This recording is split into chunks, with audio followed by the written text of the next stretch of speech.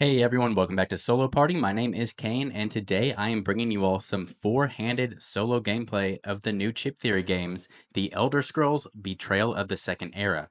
We are going to be starting our campaign in the Morrowind province. Morrowind natives know their land as a place of dangerous beauty and wonder, though the province's rival dark elf houses often lead outsiders to feel unwelcome.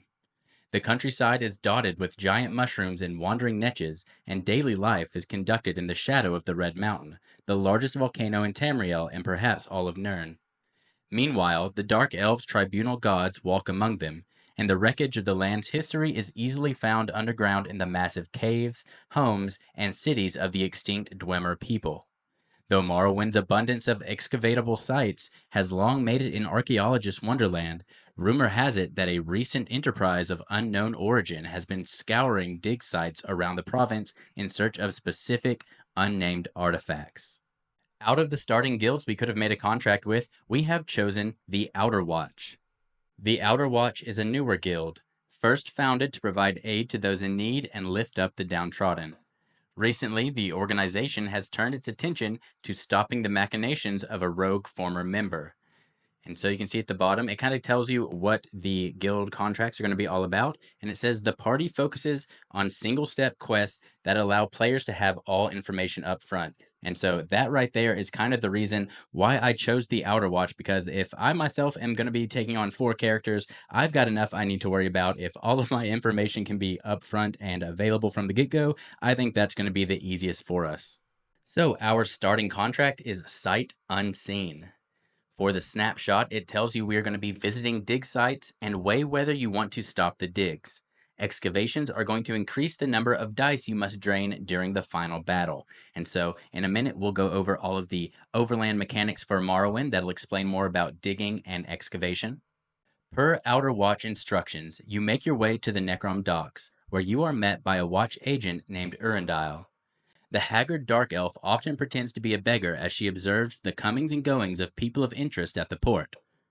Morrowind is lousy with powerful artifacts buried underground, and Deslandra is searching for them.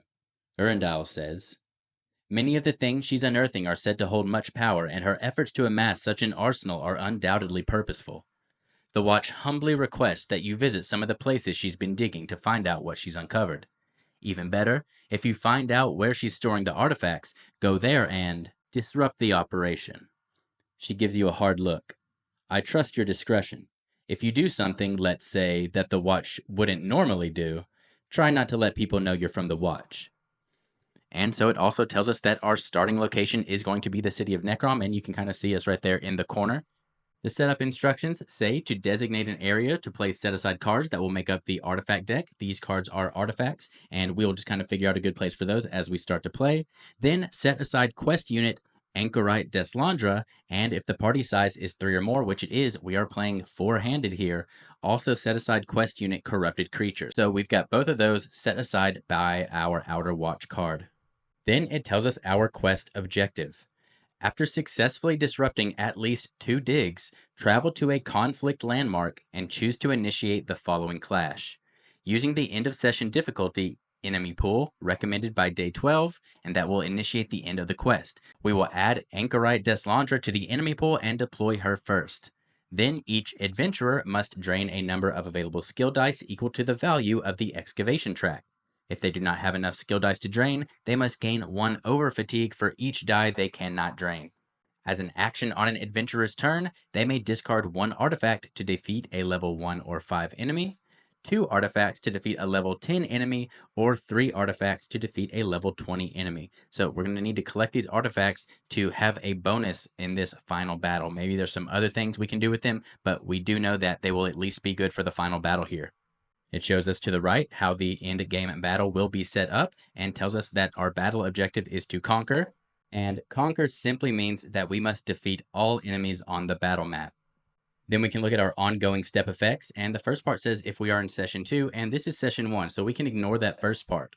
After successfully disrupting a dig, you may choose to either reset the dig track to 0 as usual, or leave its progress as is and instead draw the top legendary item and place it face down in your artifact deck. Okay, so here's a way that we can start to get artifacts.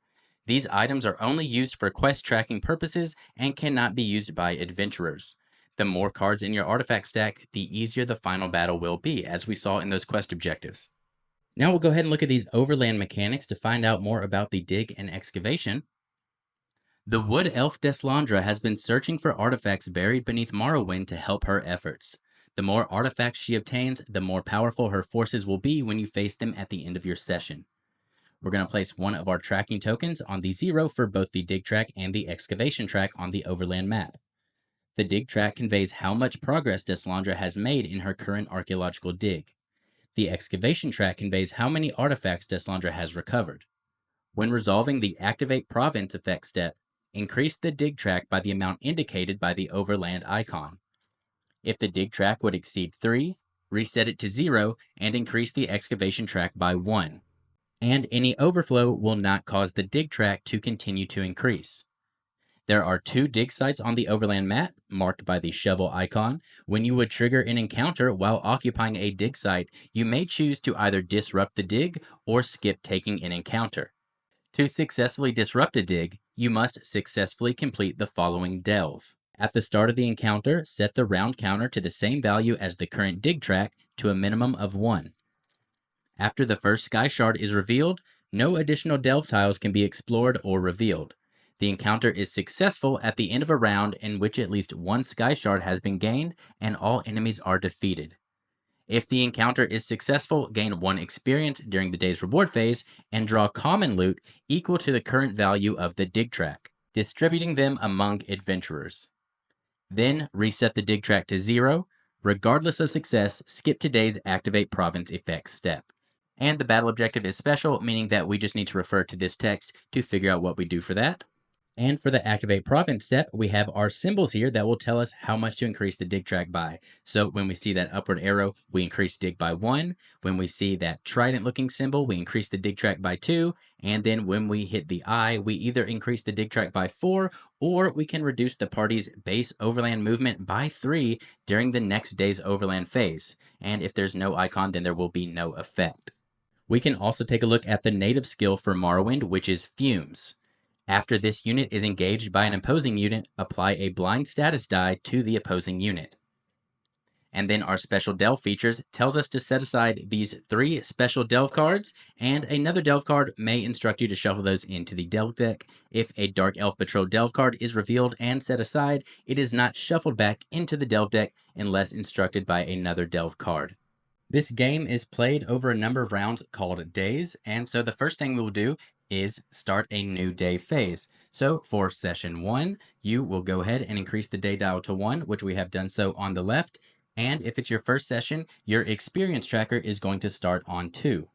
Every adventure must start its first day in the starting town, so we are starting in Necrom. Colloquially known as the City of the Dead, Necrom is famous throughout Tamriel for the sacred funeral rites practiced within its walls. Its importance to Dark Elf religious tradition has kept it unaffiliated with the great Dark Elf houses, allowing all to observe the rites in peace. So Necrom has the Town Effect Bonding Ritual. At the start of this encounter, the party gains the following persistent effect. For the rest of the session, after a full party defeat, the party may be placed in Necrom instead of in the closest town. Doing so revives each adventurer to full HP. Okay, so if we would ever die out on the map, instead of only getting partially healed, we can instead heal to full at Necrom, at the cost of maybe having to go to a part of the map that's far away from where we were, or where we want to be. We can see that the Fortune's Fount shop has 6 common loot and 2 legendary loot. We have 5 trainers available that can train in each of the different constellation types. The inn is open, but since everyone is going to be starting out at full health, I don't think we'll be needing to do that. There is a quest board available if we would like to pick up a side quest. The guild kiosk is available, so we can do the guild kiosk action. And the alchemy station is also available if we had potions we would need to refill. Every guild has its own guild kiosk action, so for Outer Watch we have Community Outreach. We can discard 1 consumable or clothing item to gain 3 tenacity. And then the town square also has an ability we can steal from the shops. Make a lockpick check of 2, 4, 6 with 3 attempts. If successful, draw 1 common loot, or gain any one common loot from the shop and gain an additional town action. If your cooldown track has 4 or more fatigue in it after the check is complete, the check is unsuccessful. So we want to be able to make the check purely on rolls and not having to flip too many numbers. For now, let's go ahead and set up Necrom's shops and trainers and take a look at our adventurers. Here we have our Breton Warden. The Breton has a once per battle ability Opportunist that says whenever you would overtax a weapon or armor, return that item to your pack instead of discarding it. And you may then move a different item in your pack to a ready slot. So we can talk more about overtaxing once we start to see some items. But we've got our board filled out with our starting stats here. And for our starting skill line, we've chosen Daedric Summoning and taken 2 of our Bound Armaments die. As a warden, we have a passive that says, after a companion of this type is defeated, heal yourself for 3 HP. And so part of what the warden is able to do with its class is to summon these different companions here, which are that type, the Diving Cliff Racer and the Feral Guardian. We can also upgrade the Warden into its Master version if we defeat a level 10 or 20 enemy or quest unit with either the Diving Cliff Racer or Feral Guardian companion. Next, we have our Nord Dragonknight. The Nord's once per battle ability Reveler says when performing an engage in one-hand, two-hand, or ranged battle form, add 1 enemy combat die to your engage, plus an additional enemy combat die for each weapon in your inventory. So, Nord is all about collecting those weapons and just having those on hand to power up his attacks. As a Dragon Knight, he also has the passive, if there are more undefeated enemies than undefeated party members, ignore 1 defense on your target. So if we're starting to get overwhelmed with enemies, we'll be able to start punching through their armor better. And then for the Nord's starting skill, we have taken the two-handed skill line and taken 2 in our Wrecking Blow. And the Dragon Knight will upgrade to its Master side whenever we end a battle with 1 HP. I have a feeling that won't be too hard to do, so I'm hoping to upgrade that soon. Next, we have our Khajit Scout, filling more of a supportive type of role.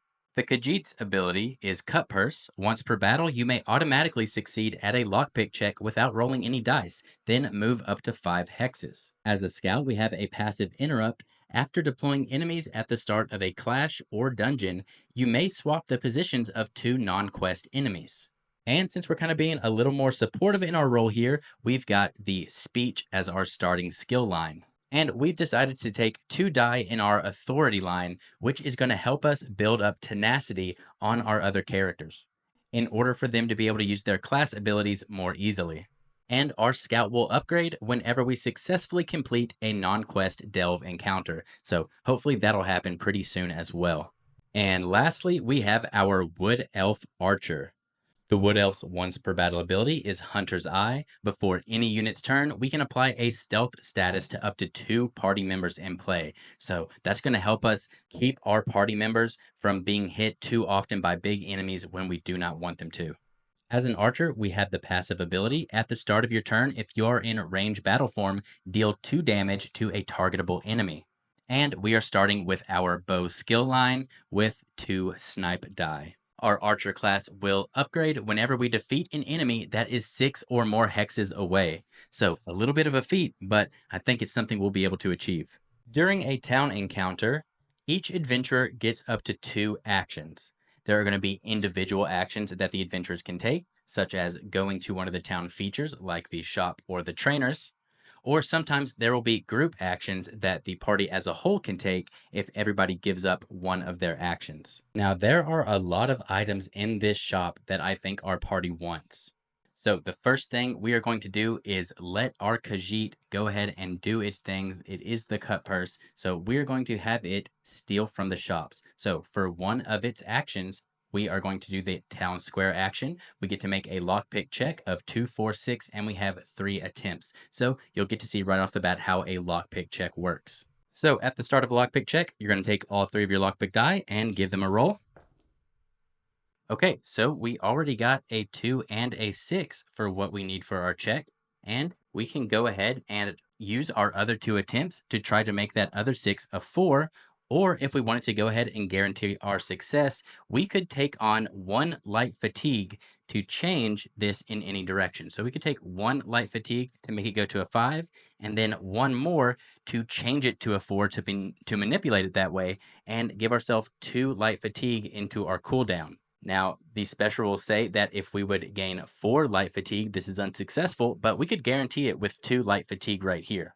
And since we know the number 4 is the one that we need to roll now, no matter what we roll, we'll always be able to get it to 4 without hitting 4 light fatigue. So let's just go ahead and see if we can try to get 4 or maybe closer to only take 1 light fatigue.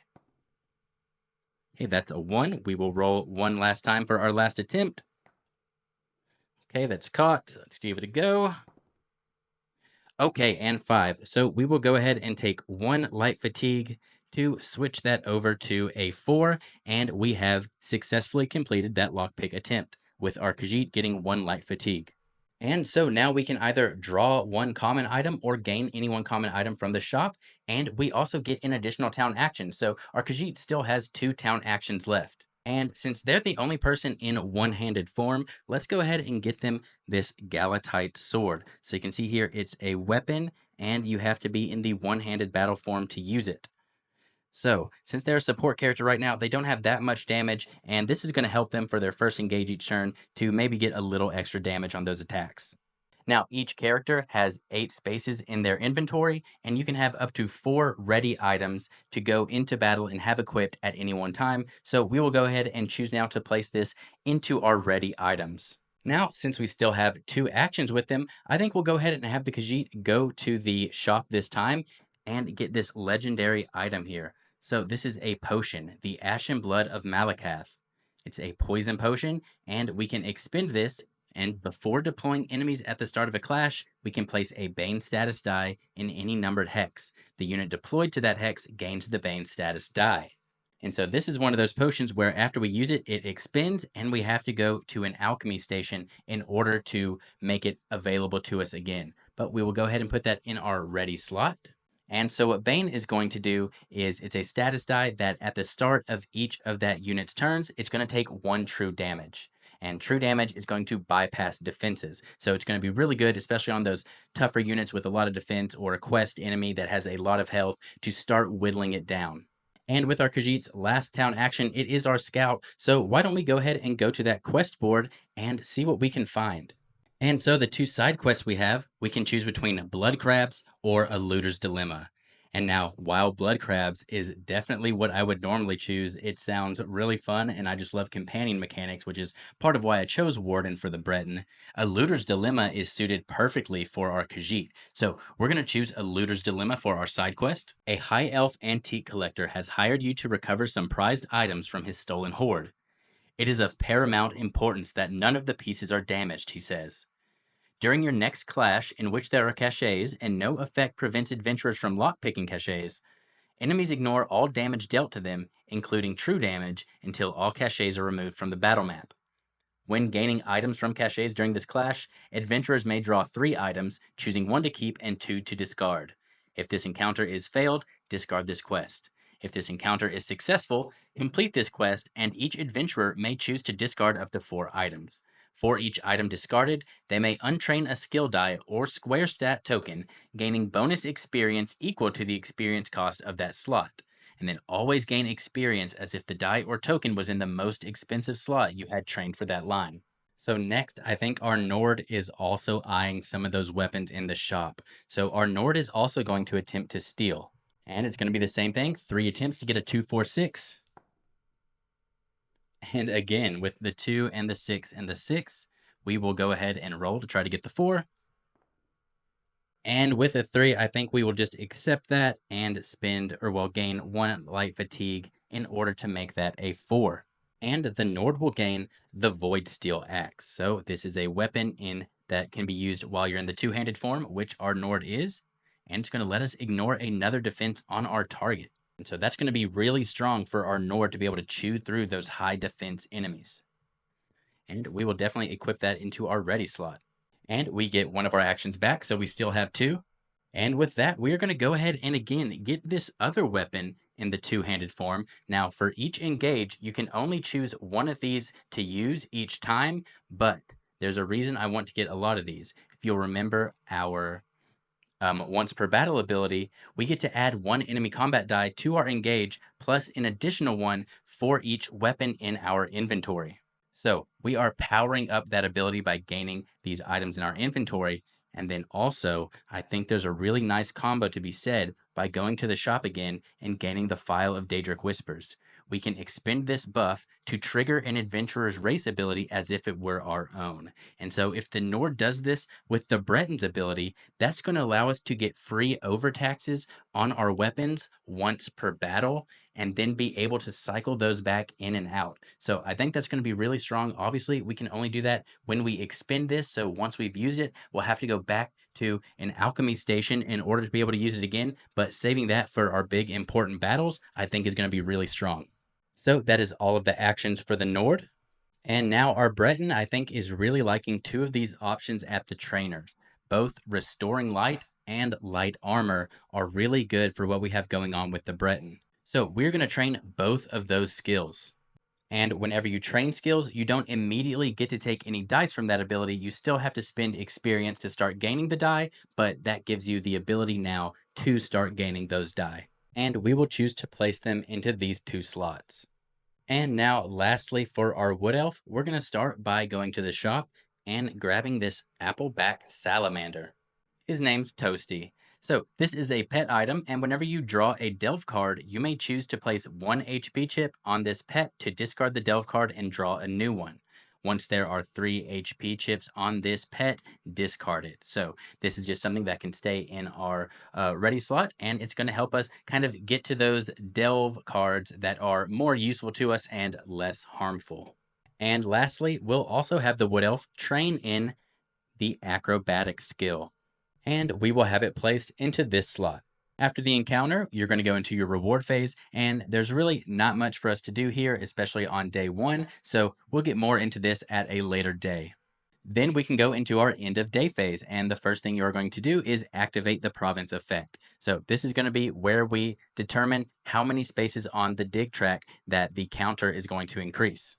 And since we did not draw a peaceful encounter this turn, we are going to take the top card in the peaceful encounter deck and flip it over and see what the icon is. Okay, so it's that arrow pointing up icon. So when we refer to our guide, it tells us to increase the dig track by 1. And then, since it's not an encounter that we resolved, we will cycle it back to the bottom of the peaceful encounter deck. Then our adventurers will get to rest. Since we are playing on Adept, that means each adventurer will get to heal for 1 HP, but since no one has taken damage, nobody needs to heal. And then since we're playing on Adept, we get to remove 1 die from anywhere on our cooldown track. Normally, when you're doing your cooldown step, you have to remove die from left to right, but in this step, even if you have a die 12 spaces down the track, you could remove that if you had wanted to. Right now, only our Nord and our Khajit have 1 light fatigue from their stealing from the town, so both of them will get to remove that. And with that, we complete day 1. And now it's another new day phase. So the first thing we are going to do is increase our day die to 2. And now, because we don't have to do the town encounter, we will move into the overland phase, where we're going to start moving our party tracker around the board and resolving different encounters based on the symbols on the map. We have a base movement of 3. And if we ever wanted to move more than 3 steps, then every adventurer would have to take 1 light fatigue on their cooldown track. And if you didn't have any light fatigue, you would all have to gain an over fatigue. And the number of additional hexes you move cannot exceed your base movement. So at a base movement of 3, the most we could do is to gain 3 more fatigue to move up to 6. And we would have to be really desperate, I think, to want to do that. So I think let's start and let's leave things up to chance. We're going to move 3 spaces into this unstable area. Now, whenever you enter an unstable landmark, you roll the unstable die and draw the type of overland card matching the icon result. And if we happen to roll the caravan side of the die, then we trigger a town encounter with a traveling caravan instead. So this die has 3 conflict symbols, 2 peaceful symbols, and where is it? Yeah, 1 caravan symbol. And all right, for our first conflict encounter, we have drawn Egg Mine. No, Egg's Mine. You're passing by an egg mine when a miner entices you with a job opportunity. The foreman, a grim dark elf with a variety of scars on his arms and legs, explains the situation. We've had a lot of problems with marauders snatching our eggs in nighttime raids, he says. We've given as good as we've gotten, but I'm bleeding men, and we have reason to believe the bandits are coming back tonight. If we can supplement our fighting force, I think we can drive them off for good. He offers to pay you a bonus depending on how much inventory you can protect. All right, so there's only one option here. Our battle objective is conquer, so just to defeat all enemies. The egg scramble. It's going to reward us 2 experience at the top right there. Place HP equal to 6 minus party size under each cachet. These are the eggs. Enemies treat the eggs as opposing units. When the last HP from an egg is lost, it is discarded. Adventurers treat the eggs as party members, but can affect them only by healing them. Eggs cannot exceed their starting HP. If successful, draw 1 common loot for each undefeated egg, giving it to any adventurer. If you are occupying Anchor Egg Mine, treat 1 experience of the encounter reward as bonus experience. And this is an unstable location, so we have to do the unstable effect. At the start of each round, each egg is dealt 1 damage. Oh, that's not good. So each of them are only going to have 2 HP, so we've got to keep them healthy. And now, since these are not actually loot items, this is one of those clashes that is not going to allow us to do our side quest, so we're going to ignore a looter's dilemma for this scenario.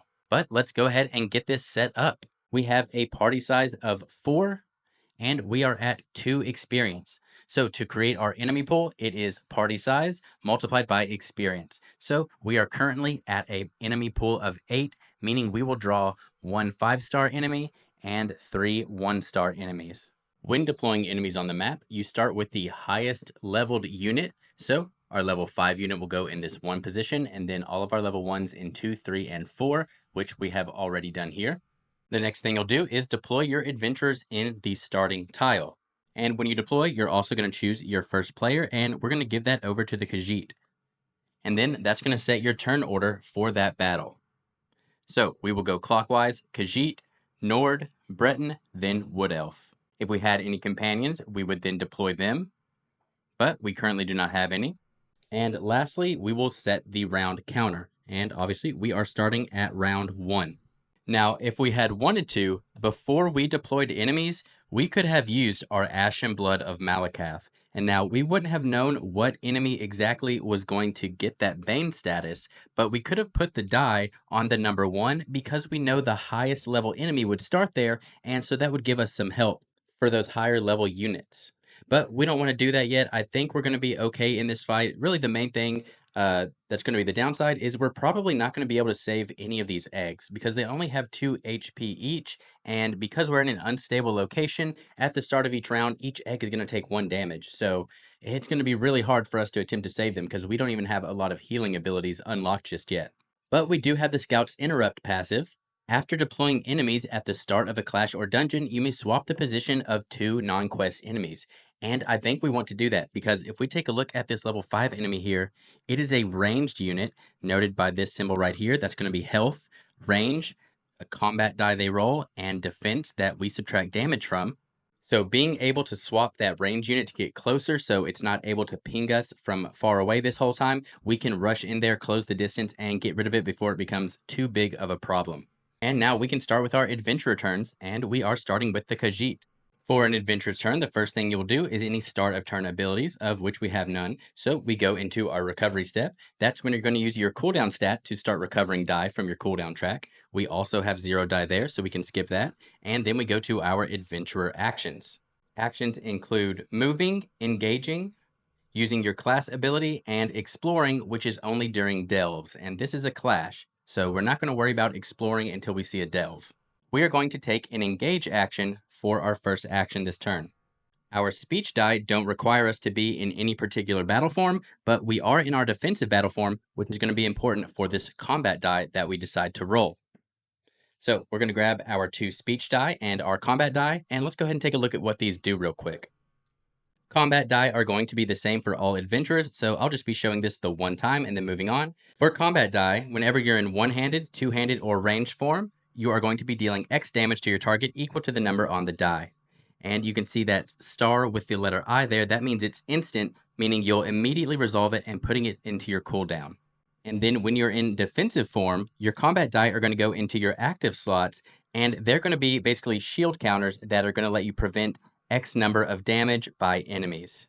And so, important to know, say you only have a 2 combat die up in your active slot, but you want to prevent 1 damage, you do have to exhaust the entire 2. You don't get to save it or take it down to 1. You would have to exhaust the entire die and lose that extra defense. Now for our speech die, we have the authority die here. So this tells you that we have to drain when we use these. That's what the D with the circle means. Draining means that we are going to lose those die permanently until we get something that tells us that we can recover them. So we're going to combine the values of all authority dice rolled this engage. Any single adventurer may gain tenacity equal to or less than this value. Reduce tenacity gained by 1 for each hex of distance between you and that adventurer. So we are adjacent to everyone, so we won't have to lose any tenacity by giving these out. And now I didn't consider that we have to combine all the values and apply those. I wanted these to be 2 separate targets. So I'm actually going to switch this up, and we're only going to roll 1 authority die, and we'll roll 2 of our combat dies for defense. Okay, so we rolled a 2 on our authority, and then 2 separate die that will let us exhaust them to prevent 1 damage. So we will put these into our active slots. Now for our authority die, we will drain this by placing it on our race sheet, and it will be unavailable for the rest of combat unless we get a way to recover it. And we are going to give 2 tenacity over to our Nord Dragonknight. So we can increase the tenacity track right here to 2. And this is because the Dragonknight has a lot of different abilities that we can use that 2 tenacity for. So that gives us a lot of options. So I think it's going to be best to go to the Nord for now. And that's going to be the end of the Khajit's first engage action. If we wanted to go ahead and use that other authority die right away, we could do a second engage action and then have to take a light fatigue. Your first engage action is always going to be free, but any other engage actions you take after that are going to cost 1 light fatigue. And we're pretty far back, and we're not going to have any die in our cooldown slot, so I think it's actually not a bad idea. So let's go ahead and gain that 1 light fatigue, and then we'll roll our other tenacity die. Then we'll roll our other authority die. Okay, and this time we rolled a 4. That is huge. I think that's the highest one you can roll. Oh, there is a 5. Okay, so 4 is still really good. And this time we will go ahead and give 4 tenacity to our Warden.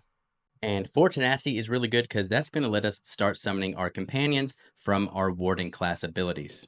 And that's going to be all we do with our Khajit, so we'll move on to the Nord. Okay, for our Nord, we have no start of turn effects and nothing we need to recover. So we're going to start with our actions, and we will start by moving. Whenever you move, you can move up to your stamina. So our Nord has 2 stamina, and we will move 2 up here so we can engage the Dark Elf Marauder. Now, our Nord only has 2 stamina, so we are only going to be able to use 2 die using our stamina track, which is what our 2-handed track uses. So you can see here we have our Wrecking Blow. We have 2 dice of that. And you see this number here? That tells you how many die that you have available to be able to learn of that skill. So we could learn Wrecking Blow up to 6 times if we wanted to, as long as we had the space. Basically, if we didn't cover up any other skills with that slot. And so this tells you we have 2 sides as an instant are going to deal 2 damage to our target, and 3 of the sides as an instant deal 3 damage to your target. Then we gain 2 light fatigue or 1 over fatigue. So we will be using both of our Wrecking Blow since we have 2 stamina. We are already in the 2-handed battle form that we need to be in to use our 2-handed skill line. And now we'll go ahead and choose one of our weapons to use for engage, and the Dwarven Battle Axe is only good if we're rolling these combat die. So we will choose our Void Steel Axe, and that's going to let us ignore a single defense on our target, and lucky for us, the Dark Elf Marauder only has 1 defense, so we'll get to ignore that for the attack. We can see on the enemy chip that it has these 2 skills, Disrupt and Divert. For Disrupt, that means when this unit determines a target, its target must exhaust 1 die from its active slots. So it's going to be able to say if it targeted the Khajit, it would have to remove 1 of its combat die from its active slot before continuing with the attack. So basically a way for it to remove armor or other buffs and things like that. It also has Divert. This means this unit cannot lose its last HP unless it is already at 1 HP prior to taking damage. So even if we roll enough damage to defeat the Dark Elf Marauder, it's going to stay on 1 HP because it was not already at 1 HP at the start of this attack. Okay, so both of these results are the deal 3 damage to your target, then gain 2 light fatigue or 1 over fatigue. Now, resolving both of those would be a bit overkill, and we don't really want to take on that downside. So we can choose to not resolve a roll, but we still have to exhaust it. So we're going to take one of these and just choose to not resolve it and put it into our cooldown track. Next, we will choose to resolve this one, placing it into our cooldown track, and that's going to deal 3 damage. And remember, the Dark Elf Marauder lost its defense, so it will take 3 damage, putting it down to 1, which is perfect because we wouldn't be able to kill it unless it was already at 1 HP anyways. And since we have resolved that die, we now have to choose to take 2 light fatigue or 1 over fatigue. And I think we'll just go ahead and take 2 light fatigue. Now, we still have 3 combat die left with the Nord if we wanted to go ahead and make another engage action, but I think we're going to hold off and you'll see why in a couple more turns. So we cannot make another move action because we have already taken engage action. You could move twice in a turn, but you're not able to engage if you do that. So we're going to go on over to our Breton now. With our Breton, we have 2 stamina, so we will go ahead and move 2 spaces. And then we're going to perform an engage action. We are going to stay in our magic battle form and roll our 2 bound armaments die. If we roll the weapon symbol, we put it in our active slot, and at the end of any unit's turn, you may choose an adventurer in one-handed, two-handed, or ranged battle form to perform an engage, rolling 3 enemy combat dice. This engage ignores enemy skill ethereal, then exhaust this die. And we do have that wisp up in the top right corner with ethereal, so that'll be useful against that enemy. And then the armor symbol at the end of any unit's turn, you may choose an adventurer in one-handed, two-handed, or ranged battle form to perform an engage, rolling 2 of their available skill dice. If those dice would be exhausted, they are recovered instead, then exhaust this die. So that's a nice way to get more uses out of your other player's skills before they go into the cooldown track. Especially useful if they already have a long cooldown track and you don't want those dice to go all the way to the end just yet. So, since Daedric Summoning uses our Magicka stat, we can roll up to 3 Magicka die, and your combat die are a skill dice that cannot be rolled when you're in your magic battle form. So, all we can roll here are our 2 Daedric Summoning die. Okay, so we rolled a Tenacity symbol, and we did roll our weapon symbol. First, we can resolve our Tenacity die, putting it into our cooldown track, and gaining 1 Tenacity, putting us at our max of 5. Then we'll resolve our bound armaments and put this into our active slot. And I'm now realizing that I forgot to take the egg HP down, so I've gone ahead and done that. Since we are at an unstable landmark, at the start of each round, each egg is dealt 1 damage. So at the start of round 1, that should have already happened before we took any of our turns. But now I think we want to go ahead and use our class ability Dive. That's going to cost us 1 tenacity, and it's going to allow us, while in magic form, which we are still, we can deploy our companion unit Diving Cliff Racer. This has to go to an unoccupied adjacent hex, so we will place it here. And then this companion will stay for the entire battle. And we can only do this once per battle, so if it gets defeated, we cannot resummon it. And companion units are going to activate after all adventurers take their turn, so it will get to activate this turn. It's just going to go after our Wood Elf. And with that, that's everything we want to do with the Breton, so we will take it over to the Wood Elf. Now, let's go ahead and explain range with our adventurers. When you are in ranged battle form, you use your stamina to count your range. So with 3 stamina with our Wood Elf, we have a range of 3, and you have to be able to target something in range and in sight. In sight just means it has to be on the same tile as you or an adjacent tile. So because there's only 2 tiles here, the starting tile and the clash tile, everyone is going to be in sight. So as long as something is within 3 spaces of the Wood Elf, we will be able to target it. That being said, we have the Archer passive. At the start of your turn, if you are in your ranged battle form, you deal 2 damage to a targetable enemy. The Dark Elf Marauder is in sight, being in an adjacent tile, and in range, being 3 spaces away. We get to deal 2 damage to it. It has 1 defense, but it only has 1 remaining HP. And since it has that divert, it has to be at 1 remaining HP for us to defeat it. So we are able to defeat it at the start of our turn. This will then go to our defeated enemy pile. Then we would do our recover step, but we have nothing to recover, so we'll go to our actions.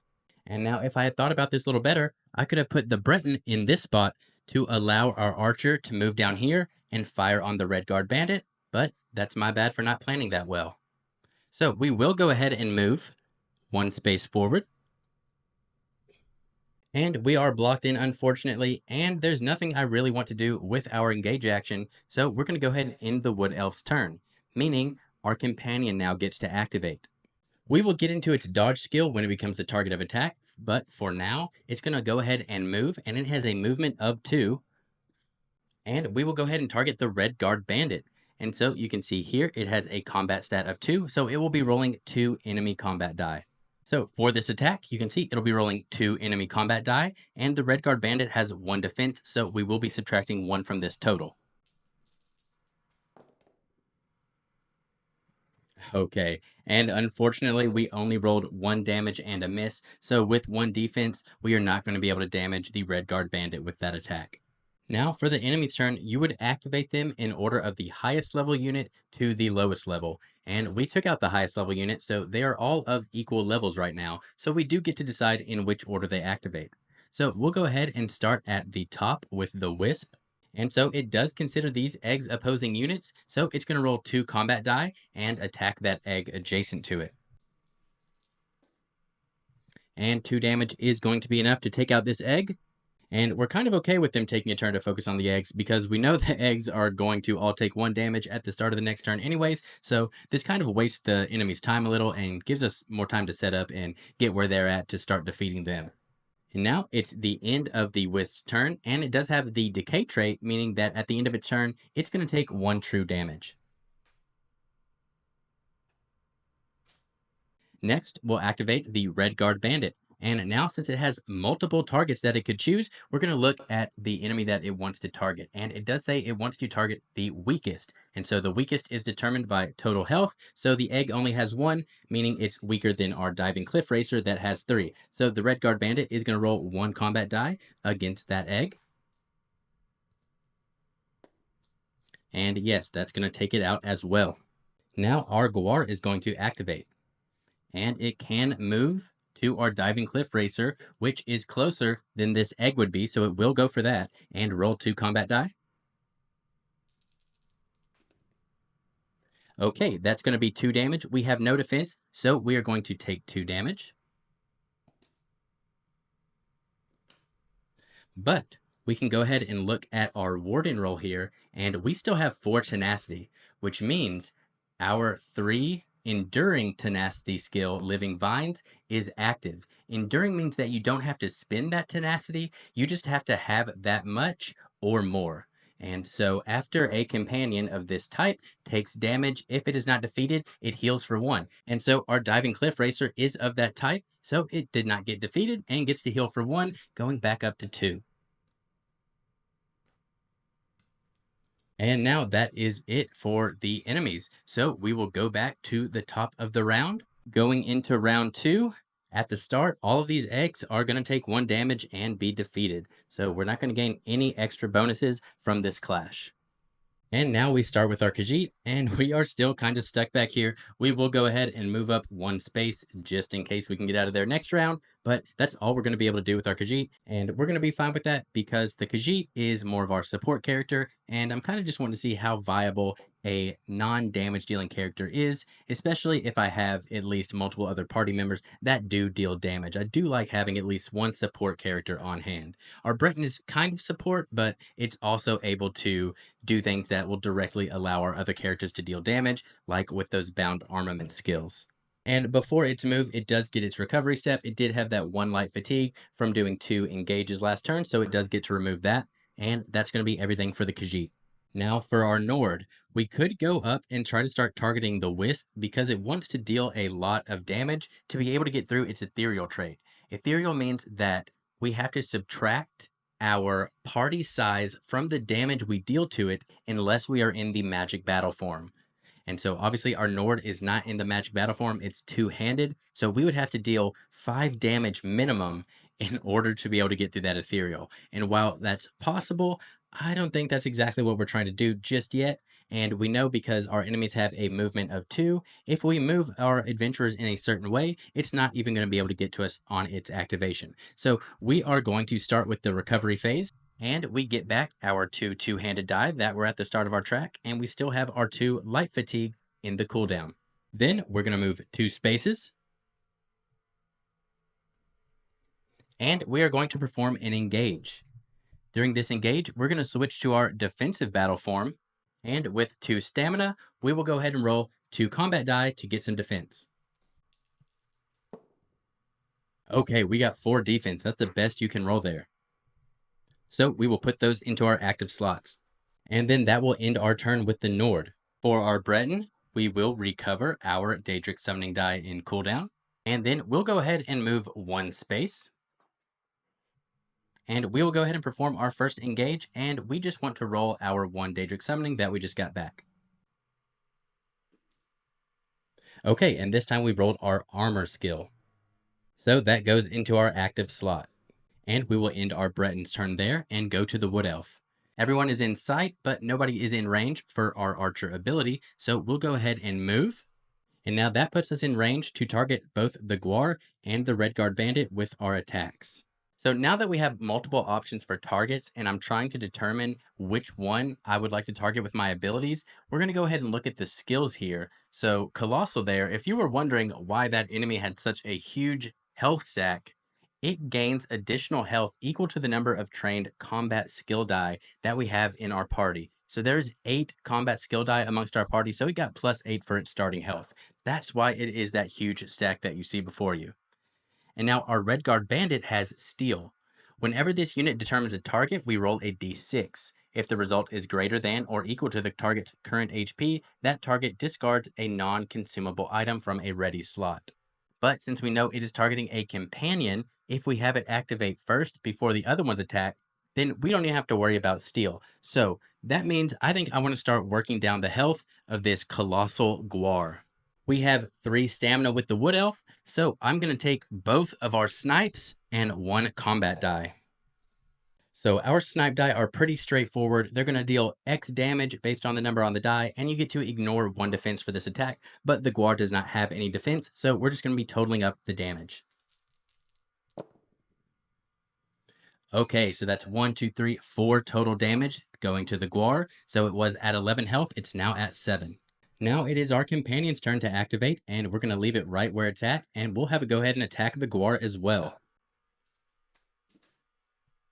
Okay, that was at least 2 damage there, so 2 off the Guar brings it down to 5. And now it is the enemy's turn. We'll go ahead and start by activating the Wisp because it's not going to be able to get to its target. So it's looking to target the weakest of us, which is our companion, so it's going to move 2 down to try to get to it. Okay, and I'm just now realizing I thought it was a melee unit. It does have a range of 3, so it actually only needs to move 1 space down and then 1, 2, 3. It is within range. So now since we know that, we don't want to completely nullify the reason we didn't target the Redguard here, so we will activate the Redguard first to attack the Diving Cliff Racer.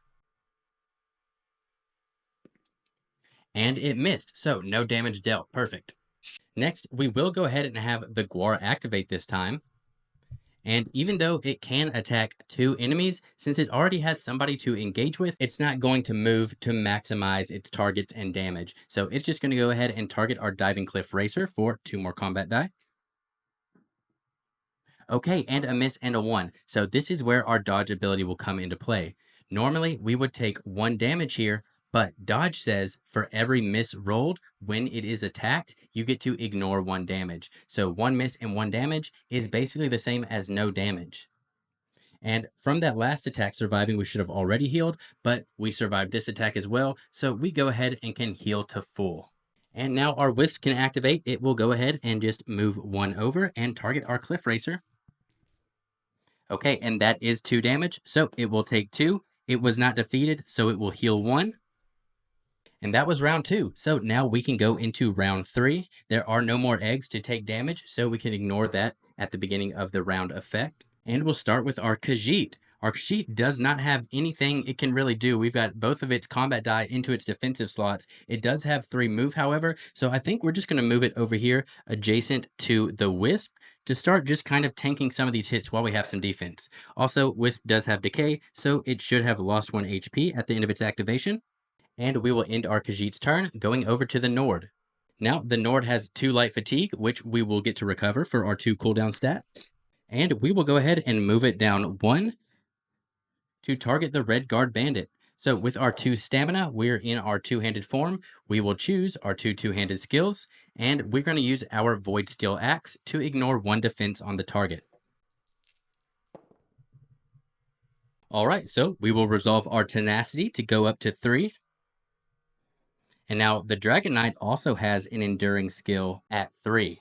After you defeat an enemy, you may remove 2 light fatigue or 1 over fatigue from your cooldown track. So that's also really good with our two-handed skills that we'll be using. Because we are going to resolve this for 3 damage, we ignore 1 defense, meaning it goes down to 2 HP. And because we had to resolve this symbol, we also gain 2 light fatigue into our cooldown track. So at the end of our Nord's turn, we're going to go ahead and use one of our bound armaments in our active slot, specifically this armor one. So at the end of any unit's turn, we can choose an adventurer in one-handed, two-handed, or range to perform an engage, rolling 2 of their available skill die. So this will then get exhausted, and we will have our archer roll its combat skill die against the Guar because it is in range. We only have 1 available, but I also just wanted to go ahead and use it to get some die back in order to have something for us to roll this turn as well. And instead of exhausting, this will recover after the attack. Okay, and it was a tenacity, so we do get the die back, but at least our Wood Elf does gain 1 tenacity. And so it's the start of our Breton's turn. We will recover that 1 Daedric summoning that we just used. We don't want to move anywhere, so we're going to go ahead and just roll that single Daedric summoning die that we have available. Okay, and a tenacity. So our Breton does go up back to 5 tenacity. And then it will go into our cooldown slot. And then we are going to go ahead and use our class ability Bond with Nature for 2 tenacity. So we'll go down to 3 tenacity from 5 to use our 2 tenacity ability Bond with Nature. We get to heal a party member in sight for 2 HP, and if it is a beast companion, this may exceed its health stat. So our Diving Cliff Racer at 2 HP right now will get to go up to 4 HP, exceeding its maximum. Now for the Wood Elf's turn, its Archer ability will trigger and will deal 2 damage to the Guar. Then we get to recover our 2 snipe die, leaving our 1 combat die still in cooldown. And we'll stay where we're at and go ahead and choose to make an engage action against the Red Guard. And we will go ahead and just use 2 of our snipe die, because using these lets us ignore 1 defense. So as long as we roll at least 1 on each of these, we'll be good. And there we have it. 2 damage, we ignore the 1 defense. That will defeat the Red Guard Bandit. And now our companion will activate, so we'll roll 2 enemy combat die against the Guar. It is possible to defeat it here. Okay, just barely. Almost had it. That's going to be 2 damage, leaving it with 1 remaining HP. So it is the end of our turn, and the enemies will activate. We will start with the Guar attacking the Diving Cliff Racer. Okay, 3 damage means it takes 3, leaving it at 1. So we do still have 3 tenacity with the Breton, so it heals back up to 2. And then the Wisp will attack our Khajit. Okay, for a total of 3. So we do have 2 single armor slots in our active pool. So we will choose to exhaust both of these to negate this 2 damage, and our Khajit still takes 1. So those combat die now go to our cooldown. And that's the end of the enemy's turn. So we go to round 4. And we start with our Khajit. We have a cooldown of 2, so we do get to recover our 2 combat die. And again, it has decay, so the Wisp did take 1 damage at the end of its turn. It only has 1 HP remaining. And we will choose to engage and go over into our one-handed form. It is actually possible for us to defeat the Wisp if we get lucky here. So we will go ahead and attempt to. We have 3 stamina, so we're going to go ahead and roll our 2 combat die, and then we're going to use our Galatite sword, which we have to be in one-handed to use. If this is your first engage this turn, we add an enemy combat die to this engage. So we do get to add 1 of those, meaning we're rolling 3 die here. And if we roll at least 5 between these 3 die, we will defeat the Wisp. And okay, that was not even close. We do at least get to gain the 1 tenacity here. And we're not going to be able to resolve any of these. Well, even if we do resolve them, it deals no damage. So that gets exhausted. And this enemy die can go back into the pool. But hey, gaining 1 tenacity isn't bad. And you're going to see why we really wanted to do that in just a minute. Now for our Nord's turn, we'll start by recovering our 2 two-handed skill die. And we still have 2 light fatigue in our cooldown. We will go ahead and move adjacent to the Gwar, and we will make an attack, but this time we are just going to roll our single available combat die and see if this can be enough just to take it out. We only need to roll 1 damage. And all right, I knocked the camera with my hat, but we did roll the 1 damage to defeat the Gwar. And then let's not waste any more time. At the end of the Nord's turn, we will go ahead and exhaust this bound armaments. And we are going to choose our Khajit, who is now in the one-handed battle form. We get to roll 3 enemy skill die against the Wisp, and we get to ignore Ethereal. So we only need to roll 1 damage to defeat it. And that will do it. So with that, we have completed our battle objective of conquer and defeat all of the enemies on the map. So now we can go to end of battle cleanup. We will remove all remaining bonus HP from each adventurer's mat, and none of us have any bonus HP, so we can skip that. We also know from our dive ability that we remove the diving cliff racer at the end of the battle. Then each adventurer is going to remove and exhaust any remaining dice from their active slots, then recover all of your drained skill die. So our Khajit is the only one with drained skill die, but those will be recovered. And then the Nord's 2 combat die that are still in its active slots will go down to the cooldown track. And then we can just disassemble the map and put everything back where it belongs, meaning the enemy chips go back into their respective bags. And if we had any other random tiles of different shapes, we would put those back with their other shapes and shuffle those up. And now we can go into the reward phase of this encounter. So we can see at the top right, everybody gets 2 experience for completing this encounter. And because we did not have any undefeated eggs, we don't gain any of those bonuses.